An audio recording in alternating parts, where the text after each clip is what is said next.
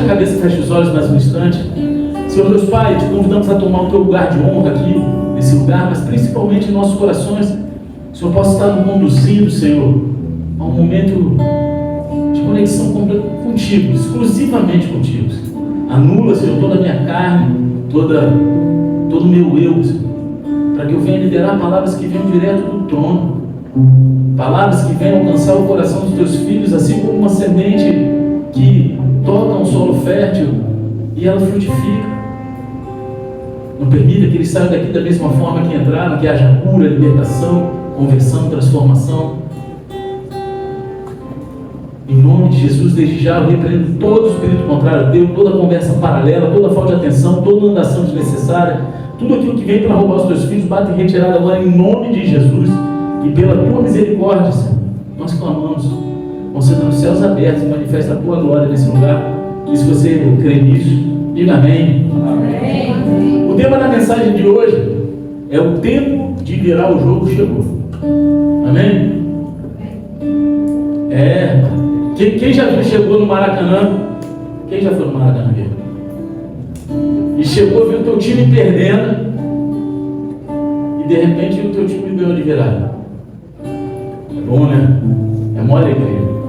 Mas imagina na tua vida espiritual, na tua vida, em todas as áreas da tua vida, você com aquela sensação de que o negócio está estranho, e de repente tem uma virada de jogo. Amém? Então, para ilustrar mais ou menos isso aí que eu falei, vou pedir para que vocês abram a palavra de Deus no segundo livro de Reis, capítulo 20, versículo 1. Quem for achando dar um eita glória aí, bem pentecostal. Segundo livro de Reis, capítulo 20, versículo 1. Quem não tiver Bíblia, pega a carona com o irmão do lado. E se você não estiver achando, tu abre a tua Bíblia em qualquer lugar aí, faz aquela cara de que achou, mas fala assim: meu Deus! Aleluia! Misericórdia! Isso é quarta-feira, né? Eu não estive aqui, porque meu filho, ele foi convidado a tocar bateria no culto de uma outra igreja, né? E aí ele estava lá, né? E eu, o pai coruja, eu não tinha falado que eu não vinha, porque o Diegão, cadê o Diegão? O Diegão estava prestes a virar papai de vez, né? Assim, né? Porque já era pai desde que já tinha concebido, né? Mas estava para nascer. Aí ele ia pregar, eu falei: cara, não sei se eu vou estar lá com o Davi, né? Então eu vou falar só. Aí quando eu vi que ele confirmou, eu falei: então eu vou lá com a mulher. E aí por que eu estou falando isso? Porque é uma igreja que dão muitas oportunidades, né, para as pessoas, e uma das pessoas que tiveram a oportunidade deu, não sei se foi esse texto de Isaías, né, que é paralelo, e aí Deus falou muito comigo ali naquele momento.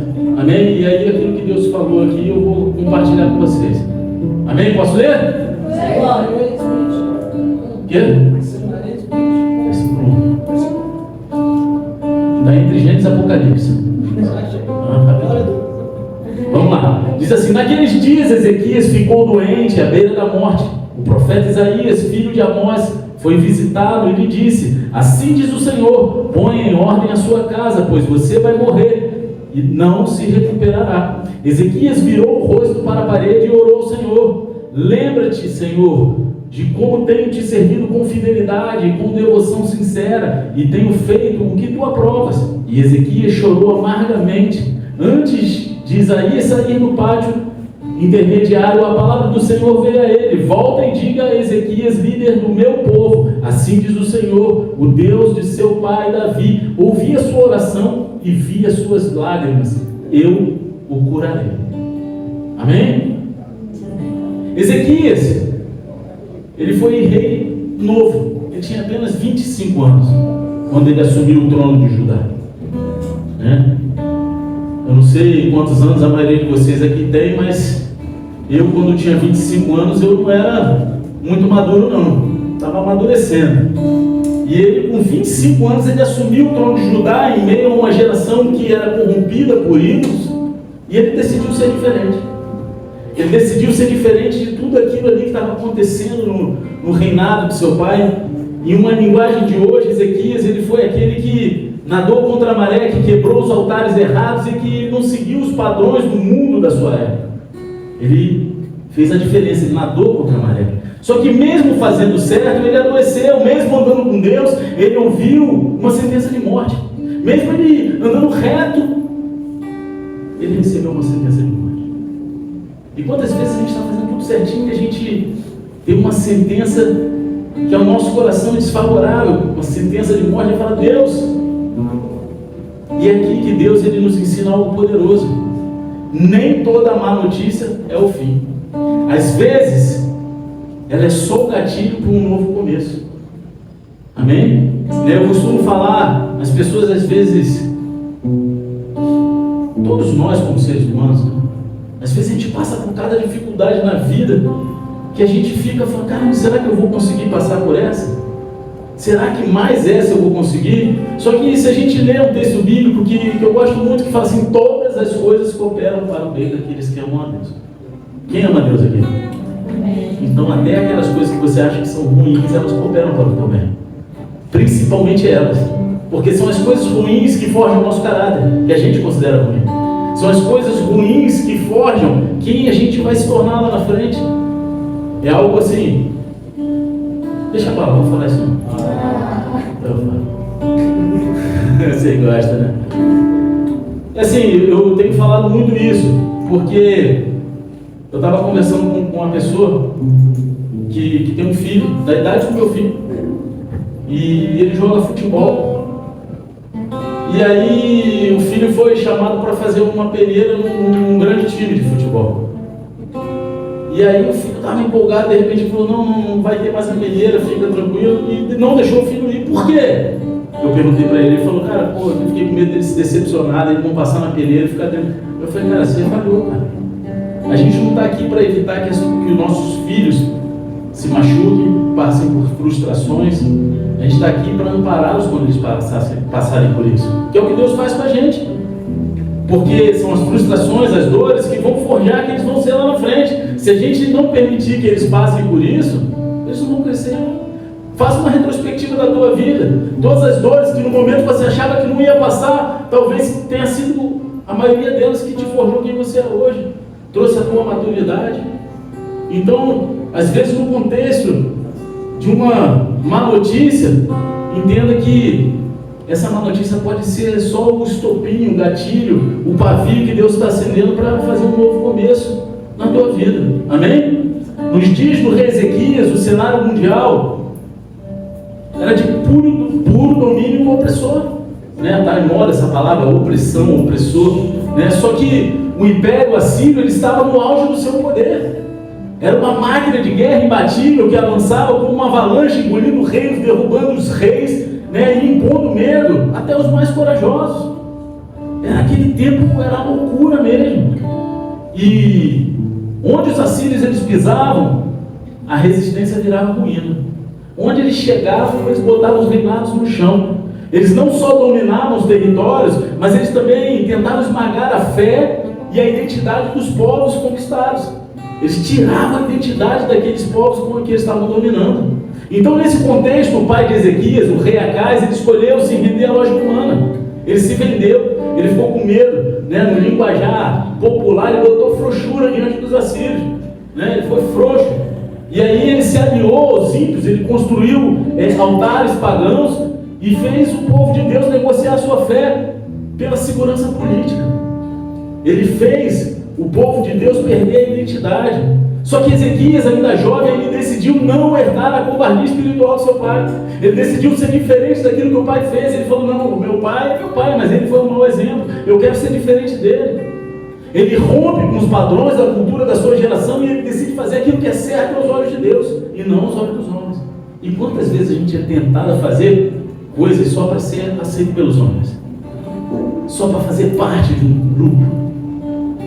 Segundo o livro de Reis, capítulo 18, versículo 3, fala assim: ele fez o que é justo aos olhos do Senhor, conforme tudo que tinha feito o seu antepassado Davi. Ele não só rejeitou os ídolos, mas ele também purificou o culto. Ele derrubou os postes sagrados que tinham erguido em adoração a Zerá. Ele destruiu os altares pagãos, até fez o impensável. No versículo 4 do capítulo 18 fala assim: removeu os santuários locais, quebrou as colunas sagradas e derrubou os postes de Aserá. Despedaçou a serpente de bronze que Moisés havia feito, pois até aquela época os israelitas lhes queimavam incenso, era chamada Neustan. Essa atitude era profunda. A serpente de bronze, ela era um símbolo legítimo do mover de Deus no passado. Era um símbolo legítimo, foi Deus que fez, amém? Deus usou Moisés ali e fez aquela situação, está lá em Números 21, versículo 9. Só que ela havia se tornado um objeto de idolatria no presente. Foi algo que Deus fez no passado e o povo pegou e começou a idolatrar uma atitude de Deus mais do que Deus. Colocar as coisas que Deus fez acima do próprio Deus. E quantas vezes a gente insiste em manter estruturas, métodos, tradições que até foram usadas por Deus em outra época, mas hoje só ocupa o espaço onde o Espírito quer fazer algo novo. E isso não permite que a gente rompa e viva algo novo de Deus na nossa vida, porque a gente está preso em tradições. Não sou contra a tradição, você está entendendo? Só que às vezes a tradição ela vira um ídolo. O tradicionalismo, aquilo que um dia foi feito, ele se torna um ídolo. E a pessoa para de olhar para aquele que é o Criador. Então tudo que vira tradição sem unção se torna idolatria disfarçada de reverência. E se Deus ele não habita mais ali, por mais bonito que seja, ou histórico que pareça, precisa ser quebrado. Eu não estou falando fisicamente, vai lá e quebra toda a tradição, não.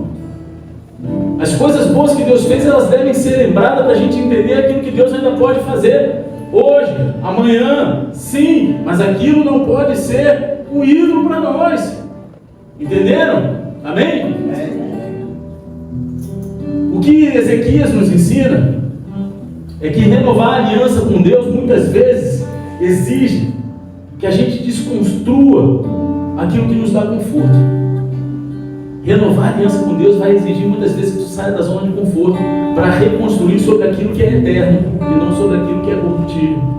Em tempos de opressão ele escolheu fé, em tempos de idolatria ele escolheu santidade, em tempos de medo ele escolheu confiança radical. É muito fácil a gente confiar no momento que está tudo indo bem. É muito fácil a gente permanecer quando está tudo bom, um monte de gente dando tapinha nas nossas costas. Mas quando o pau está quebrando, meu irmão, que a gente não sabe para onde ir, a burdoada vem de tudo quanto é lado, é aí que a gente precisa confiar e permanecer. E é por isso que a Bíblia declara lá em 2º livro de Reis, capítulo 18, versículo 5, diz assim: Ezequias confiava no Senhor, o Deus de Israel. Nunca houve ninguém como ele entre todos os reis de Judá, nem antes, nem depois dele. Cara, nem antes nem depois dele, nenhum rei de Judá confiou tanto em Deus quanto ele. Isso é lindo. Imagina, você tem um versículo da Bíblia falando isso de você. E não foi ele que escreveu, né? Igual eu estava falando para a pastora, né? Que, pode falar? Né? Aqui, né? Você estava falando com a pastora esses dias, né? Pô, Moisés escreveu sobre ele, dizendo que ele é o bebê mais lindo, mais formoso que tinha. Aí é mole, né? Não é não? Você já parou para perceber isso? Ele era lindo, maravilhoso, mas ele escreveu isso. Não é não? Pô, cara, vou acrescentar isso aqui, acho que ninguém vai perceber, né, meu irmão? Vamos embora. Né? Mas aqui não foi o cara que escreveu. No 2º livro de Reis, capítulo 20, versículo 1, o cenário é tenso. O rei Ezequias, que tinha enfrentado exércitos, vencido batalhas espirituais, agora ele se vê diante de uma guerra interna. Uma doença que está levando ele para a beira da morte. E como se não bastasse a enfermidade, o profeta Isaías, o mesmo que andava próximo ao trono da presença de Deus, ele entra no quarto do rei com uma palavra inegociável. Ele chega e fala: assim diz o Senhor, põe em ordem a sua casa, pois você vai morrer, não se recuperará. Imagina, meu irmão, tu está no teu quarto, vê o profeta, tu sabe que é profeta, né? Não é o cara que dá profetada, é o profeta Isaías, meu irmão. Tomou-lhe a beiçada, né? Meu irmão, aí o cara vai lá, tu vai morrer, meu irmão, vai de arrasta para cima, vai de Vasco, vai, pô, o cara vai ficar desesperado. De Vasco não quer, né? Segunda divisão é profundeza, né? Quem é vascaíno aí me perdoa, tá? Se não tá cedo, a gente troca a cara.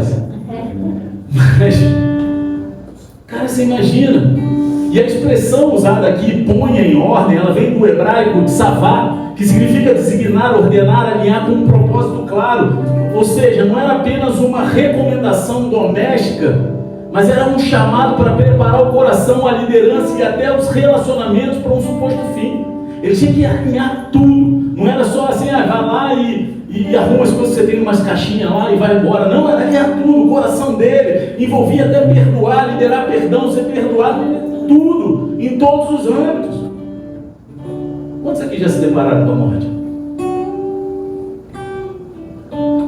E quantos aqui tiveram chance de fazer um processo antes do momento que você achava que ia morrer? Eu já passei pelos dois casos, né? Antes de me converter, eu só não morri pela mão de Deus, mas ia ser correto assim. E em 2020, todos aqui sabem a história que eu passei, né? Passei um ano de luta. E eu brinco, né? Eu falo que eu fiz a oração de Ezequias. Mas vocês não querem saber que já estão acostumados? Deixa eu falar. Vocês sabem, eu estava lá com o módulo na Medua, eu fiz cartinha para todo mundo, né? Eu tenho guardado lá. Caderninho que eu fiz, não tirei do caderno, porque eu falei, se eu morrer, alguém vai achar o caderno e vai distribuir as cartinhas. Não é isso? Um dia vai achar e vai distribuir. E se eu ficar vivo, eu guardo ela e pronto, tá bom. Só que eu fui, cara, convite que o dia que eu não ia voltar mais. Eu fui para a cirurgia, eu falei, cara, eu vou morrer nesse bagulho. Eu comecei a pesquisar o que iam fazer comigo. Eu falei, meu irmão, esse bagulho vai dar ruim, mas eu estava em paz, cara. Foi me perguntar aqui, hoje, né, no Café com o Pastor, qual foi a pergunta mesmo? O que precisa acontecer para você ter um sentimento de dever cumprido? Foi essa a pergunta? Foi essa? Acho que sim. Foi essa, né? Então, só que, cara, eu, assim, o ser humano é eterno insatisfeito. Enquanto está vivo, a gente quer sempre fazer mais. Porém, se eu morrer hoje, se eu me deparar com a morte, eu vou ter a sensação de que eu cumpri meu dever, porque eu vivo, a cada dia vai ser mal. Eu vivo hoje para viver para Deus, fazer as coisas para Deus. Eu morri. Deus me deu o poder para pisar baratas e escorpiões.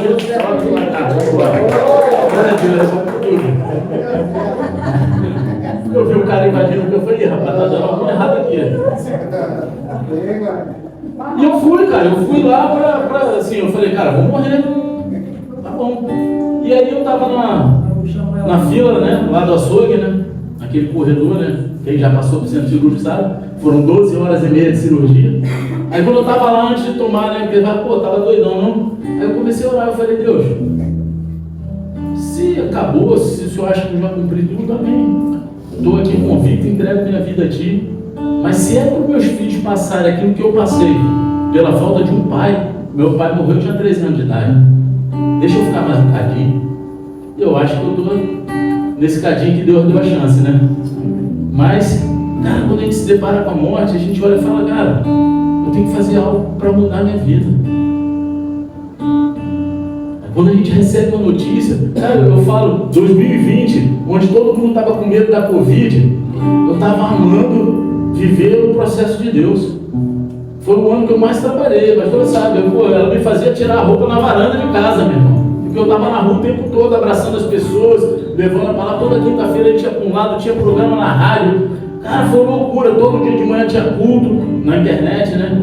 Na igreja, meu irmão, lá, eu me lembro que, cara, eu não tinha coragem de expulsar ninguém, a igreja estava ficando cheia. Eu tinha que mandar a galera ficar calada para não explanar. Todo mundo em máscara. Pô, meu irmão, eu queria ir para a igreja, eu deixava. Fazer o quê? Eu vou ser preso agora, Xandão vai ver. Misericórdia. Não? Quê? Não, já passou 5 anos, já prescreveu. Congresso. Já passou 5 anos, prescreveu, não é isso? Eu ainda me lembro, eu me formei, já tem ano pra caramba. Então, cara, quando a gente recebe, aí vem Isaías e fala, põe em ordem. Botar em ordem, cara, é você analisar tudo que você viveu até aqui, você colocar em ordem, deixar os teus filhos com ensinamentos que vão perdurar, um legado. É você poder perdoar, liberar perdão. Só que ainda tem um ponto-chave aqui. Ezequias, ele não entrou em negação e nem em rebeldia, porque muitos de nós, quando recebem uma notícia ruim, a gente tende a negar aquilo, a gente tende a se rebelar, a se revoltar. Ezequias não, Ezequias ele foi e entrou no secreto, ele foi orar. Ezequias ele virou o rosto para a parede e orou ao Senhor, está lá no versículo 2 do capítulo 20.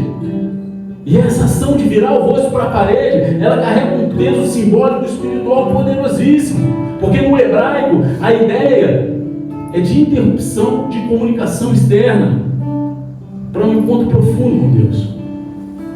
Na cultura judaica, eles usam um manto chamado talid, que toda vez que eles vão orar, eles cobrem a cabeça, que aquilo simboliza a separação deles com o mundo externo. E ali tem 365 nozinhos que cada um representa uma ordenança de Moisés, para eles lembrarem da ordenança. Então tem todo um simbolismo. E ele virar para a parede, fazer isso, é como se ele estivesse desconectando do mundo, para entrar em conexão somente com Deus.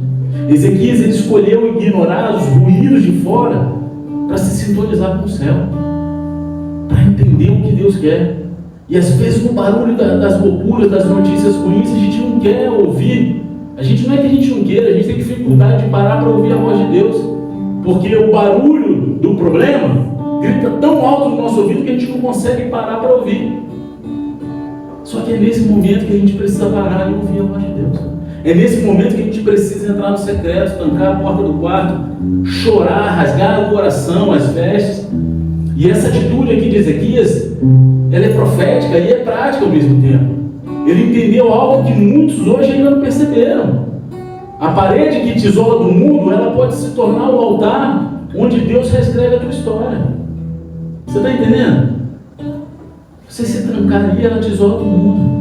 Mas você está ali dentro do altar do Senhor, entregando o teu coração, derramando. É só você e Deus, cara. Como é maravilhoso sentir a presença de Deus.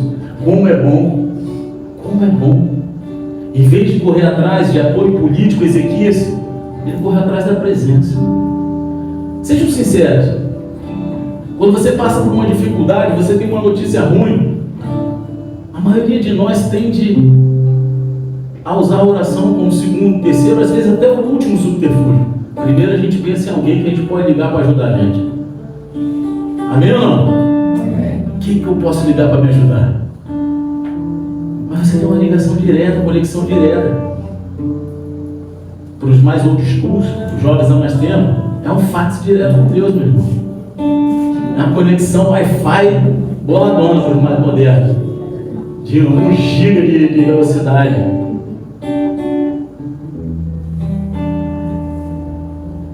Em vez de Ezequias discutir com o profeta, ele foi dialogar com o Criador. Em vez de ele gastar energia tentando entender o porquê, ele se colocou diante de Deus com para quê. E é algo que eu tenho falado aqui demais, cara. Eu falo já desde que eu comecei a entender isso quando eu tive meu problema em 2020. Cara, muitas vezes quando a gente passa pelo problema, a gente pergunta o porquê, mas a pergunta é o para quê. Aonde está a glória de Deus, cara? Aonde está a glória de Deus? Porque em tudo que a gente vive, sendo as coisas ruins ou boas, se a gente entender o processo, a gente vai glorificar Deus. Então é para quê? Aonde? A gente tem que ficar atento, aonde que vai ser isso? Eu falo, cara, no CTI, depois da cirurgia, eu não sabia se tinha furo aqui, eu estava todo furado na cabeça, em tudo quanto é lugar, atrás, na frente. Meu irmão, e a luz escura, né? Porque eles apagam a luz toda, eu estava no quarto de CTI, né? Pós-cirúrgico. Cara, com uma máscara gigante que tinham tirado o tubo já. E Deus ali entrava com o enfermeiro o tempo todo para monitorar, coração, é isso, pressão. Daqui a pouco Deus, só que eu não sabia se era homem ou mulher, porque tinha uma máscara gigante, aquela turva, né? Sei lá, aquilo ali fica embaçado, sei lá o que é aquilo. E aí Deus falou, essa mulher aí é minha filha, está afastada. A minha avó, se pegar o vídeo, né? Minha avó estava assim, porque estava tudo arrebentado aqui. Aí eu comecei a falar, não conseguia nem falar direito, eu falei com a mulher começou a chorar, cara. Eu doido para tomar um cafezinho. Eu pedia, quando eu saí da sala de cirurgia, que me tiraram o anestesia, tá tudo bem? Como é que você tá? Eu falei, cara, eu tô com muita dor nas costas. Você quer alguma coisa? Eu falei, eu quero café. O nego riu pra caramba. Eu só queria um café, cara. Eu tava horas e horas sem comer, sem tomar um café. Eu queria um café, meu. E aí, a mulher, comecei a falar, ministrei a vida da mulher. A mulher realmente era desviada. Ela ficou ali.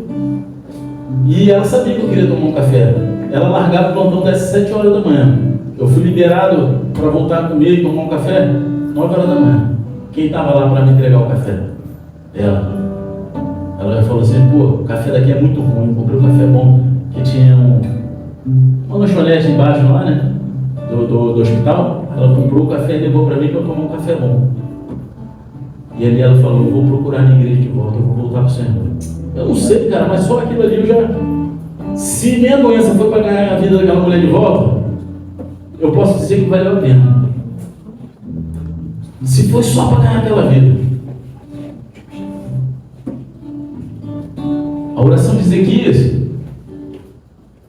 ela foi simples, mas carregada de verdade.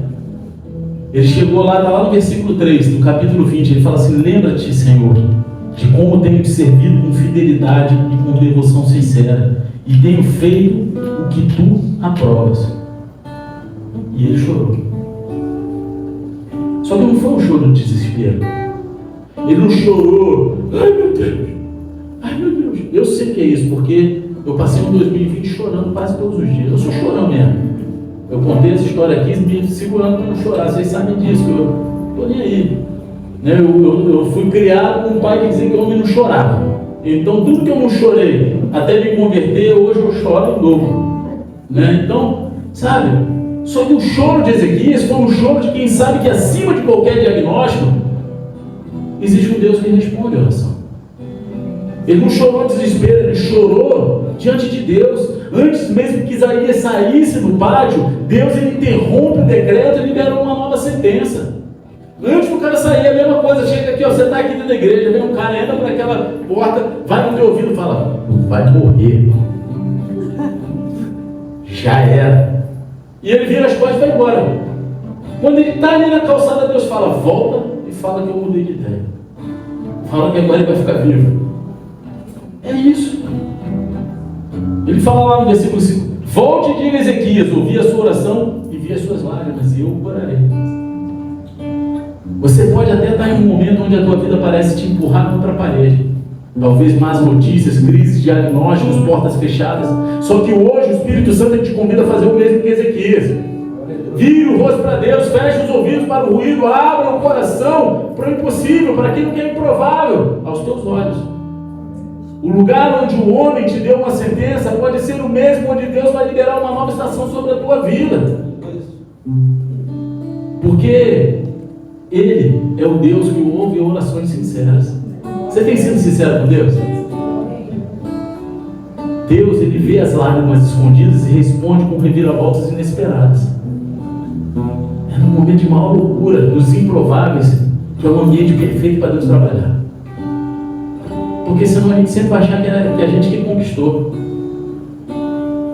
No momento mais frágil da vida de Ezequias, ele fez algo que nenhum exército poderia fazer por ele. Nenhum médico poderia oferecer. Nenhuma influência poderia resolver. Ele chorou diante de Deus. Isso aí não tem valor, cara. Deus fala: eu vi suas lágrimas. E esse versículo tão curto, ele carrega uma eternidade de significado. A palavra hebraica aqui usada para lágrimas é dima, que ela não representa apenas uma reação emocional, mas sim uma expressão profunda da alma diante do trono do Altíssimo. Esse é o significado dessa palavra hebraica. Lágrimas, nas perspectivas divinas, são orações líquidas carregadas de dor, fé e entrega. Aqueles que semeiam com lágrimas, com júbilo ceifarão. A tua lágrima derramada diante de Deus é uma oração líquida que Deus colhe para regar a terra que está à tua frente para você colher depois. E sabe o que é mais lindo? Deus, Ele não apenas ouviu a oração de Ezequias, Ele viu as lágrimas. Ele viu. E isso mostra que o nosso Deus, Ele não é indiferente ao sofrimento humano. Deus, Ele é um Pai atento aos detalhes do nosso coração. Ele está atento a cada detalhe. Às vezes você acha: pô, Deus, Ele está dando problema, né? E aí tem aquelas perguntas que nem o outro queria fazer, né? As perguntas teológicas: se Deus realmente existe, por que Ele tem fome na África? Meu irmão, Deus, Ele está atento a todas as situações. Às vezes a gente precisa ser espremido mesmo para a gente voltar para o eixo. Às vezes a gente precisa passar pelo deserto. Lágrimas, elas podem até não fazer barulho, mas elas têm um eco no céu. Aqui elas podem não fazer barulho nenhum, né? Porque é silencioso, né? Eu nunca ouvi o barulho de uma lágrima. Você já ouviu? chore assim, aí cai no chão, de repente, no microfone. Só que, cara, a tua lágrima ela ecoa no céu de uma forma sobrenatural. Agora, mesmo antes de sair do pátio de Isaías, o Senhor falou de novo com ele: volte e diga a Ezequias: ouvi a sua oração e vi suas lágrimas. E isso nos revela que Deus ele não precisa de tempo para mudar o tempo. Olha que doideira. Deus ele não precisa de tempo para mudar o tempo. Ele apenas precisa de um coração sincero diante dele. Sentenças que parecem impossíveis, parece que a gente olha e vai, isso aí vai demorar 10 anos. Meu irmão, do dia para a noite tudo pode mudar. Tudo pode mudar. No mundo antigo, o rei chorando não era comum não, cara. É aquilo que eu estou te falando. Eu fui criado, né? Não tem, né? Vou falar, não. Quanto tempo atrás, mas eu fui criado, o homem não chora. Naquela época, rei não chorava, né? Choros eram vistos como sinal de fraqueza, ainda mais para um líder de uma nação. Só que Ezequias entendeu que a presença de Deus, que na presença de Deus, vulnerabilidade é força. É que é na nossa fraqueza que o poder de Deus se aperfeiçoa. Ele entendeu isso. Paulo vai falar isso lá em Coríntios, muitos anos depois. Mas Ezequias já tinha entendido isso. Enquanto ele chorava no secreto, o céu movia decretos do trono da eternidade sobre a vida dele. As lágrimas de Ezequias, elas não foram sinais de desespero, mas de dependência de Deus. Então, em vez de orar, de chorar desesperado, chora de dependência. Chora na presença do teu Pai. Foram como o clamor de Ana em Siló, como o pranto de Davi no deserto, como as lágrimas de Jesus lá no Getsemane. Em todos esses casos o céu se inclinou para ouvir. Foram lágrimas vertidas de dependência de Deus.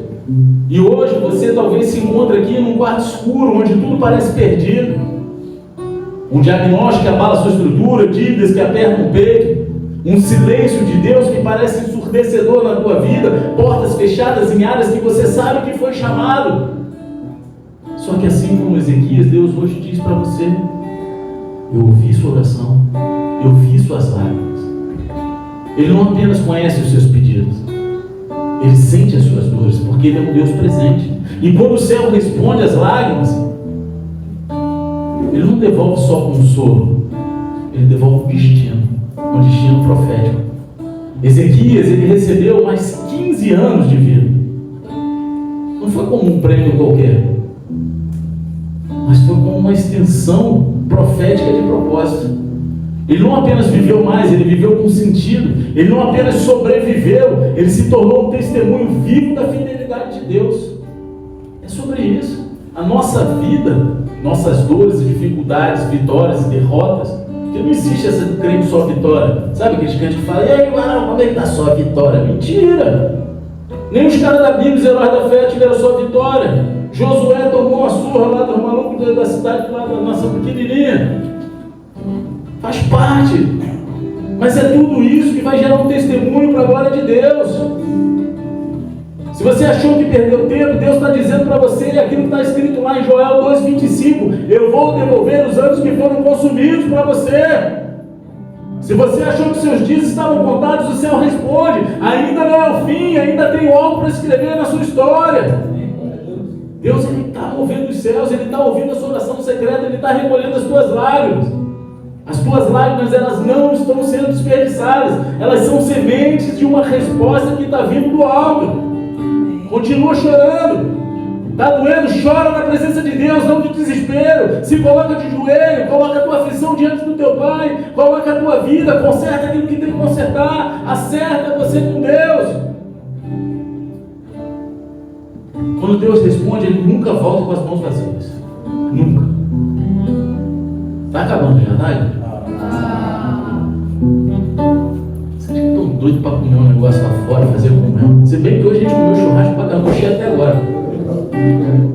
Mano, a comunhão é bom pra caramba, né? Não.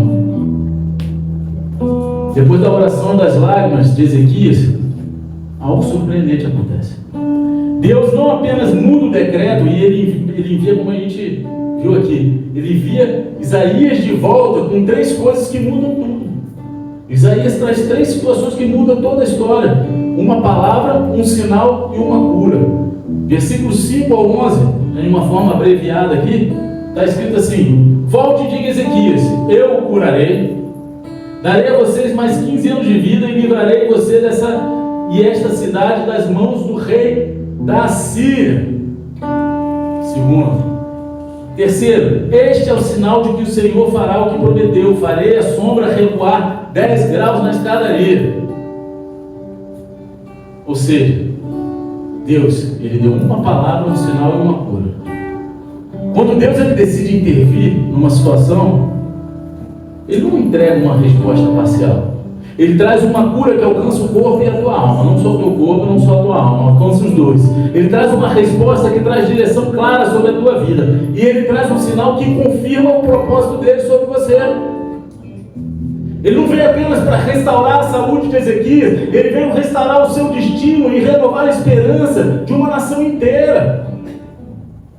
Quando Deus ele entra em cena, Ele não remenda aquilo que está quebrado, Ele renova o que parecia perdido. É aquela imagem do vaso na mongoleira: Ele quebra e faz de novo. Ele não remenda: não, está quebradinho aqui, vamos remendar. Se for preciso te quebrar para te fazer novo, Ele vai te quebrar. Se Ele for preciso te fazer passar na prensa 3 vezes, que é quando extrai o melhor azeite, Ele vai te fazer passar. Só a gente tem que estar atento para extrair o melhor. E o sinal foi extraordinário, porque o relógio do tempo voltou para trás. O sol retrocedeu. Foi como se o próprio céu dissesse: eu governo até o tempo, e por você, Ezequias, eu posso fazer o impossível acontecer. E aí Ele pode fazer hoje, Ele pode estar falando hoje: César, por você eu posso fazer o impossível acontecer. Tiago, por você eu posso fazer o impossível acontecer. Ele está falando ainda hoje. Você crê, ore, chore na presença de Deus. No mundo antigo, os reis eram tratados como intocáveis. Um decreto de morte era como uma sentença final, acabou. Até mesmo para os reis. A morte acaba. Todo mundo vai morrer. Esse aí é o bicho de certo. Meu avô falava: para morrer basta estar vivo. Todo mundo um dia vai morrer. Tem gente que fala de morte, está se beijo, caramba. Está amarrado. Tem gente que não gosta de falar de morte, né? Só que morrer é lucro, viver é Cristo, já dizia Paulo, né? Um dia vai chegar, meu irmão. Eu não quero agora, nem eu. Mas um dia vai chegar e eu tenho que estar preparado.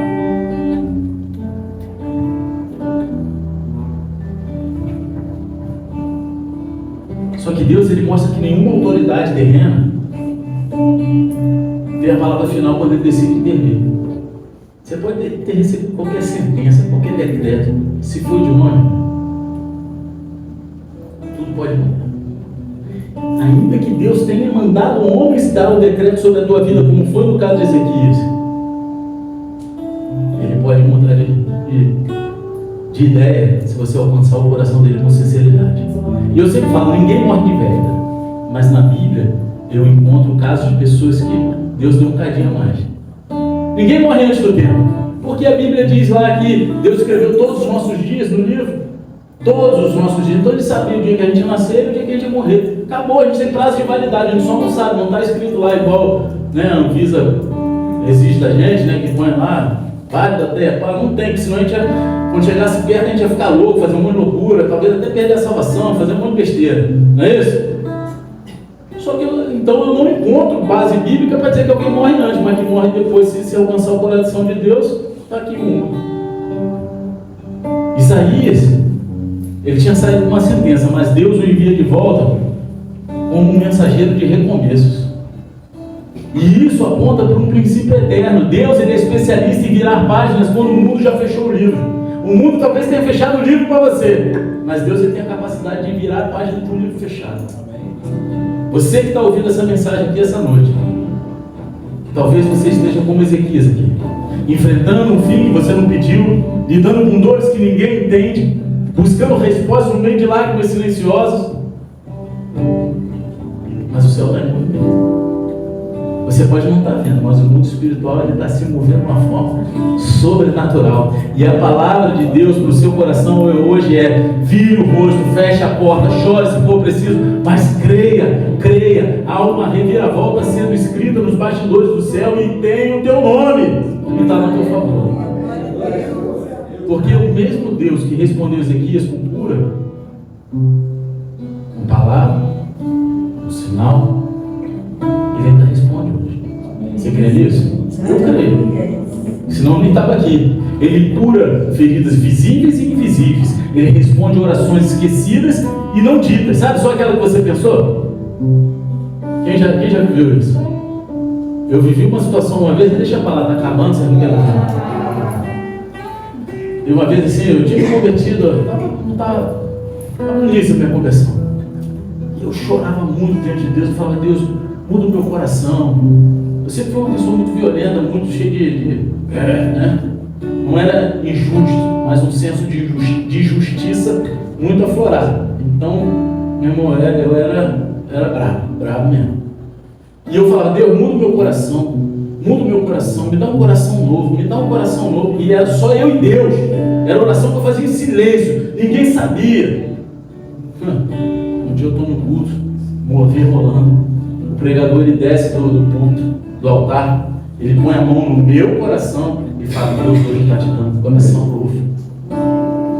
Você está entendendo? Então aquilo que você nem disse para ele, ele sonda o teu pensamento, ele sonda o teu coração, ele sabe a tua necessidade. Então bota diante dele, porque Deus está vindo em teu favor. Fica de pé, baixa a cabeça, fecha teus olhos.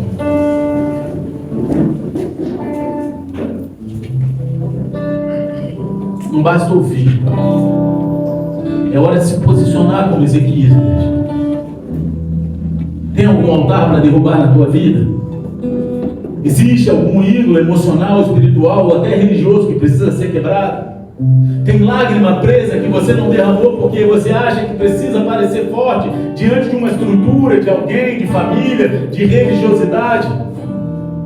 Entenda, hoje o Espírito Santo, ele quer te curar. E se você se voltar a Ele com sinceridade, o que era o fim vai se tornar em recomeço na tua vida. O que era sentença vai virar testemunho. E se essa palavra cortou o teu coração, você sabe que Deus está gritando o teu nome essa noite. Enquanto a gente escuta esse louvor, sai do teu lugar. Vem até aqui à frente para que a gente possa orar por você. Deus está liberando um decreto sobre a tua vida, anulando todas as sentenças contrárias à tua vida. Você só precisa sair do teu lugar. Hoje, os teus passos aqui até o altar é como o ato de Ezequias, virar um rosto para a parede. Talvez você pense assim: poxa, eu saí do meu lugar aqui, talvez eu vá me expor. O que isso vai mudar a tua vida? Se Ezequias tivesse pensado nisso como um rei, ele jamais tinha chorado na presença de Deus. E hoje o convite que Deus faz para você é para curar a tua alma, é para curar o teu espírito, é para trazer um recomeço, para você viver uma nova história na presença dele. Se você entende isso, enquanto a gente escuta esse louvor, sai do teu lugar em nome de Jesus.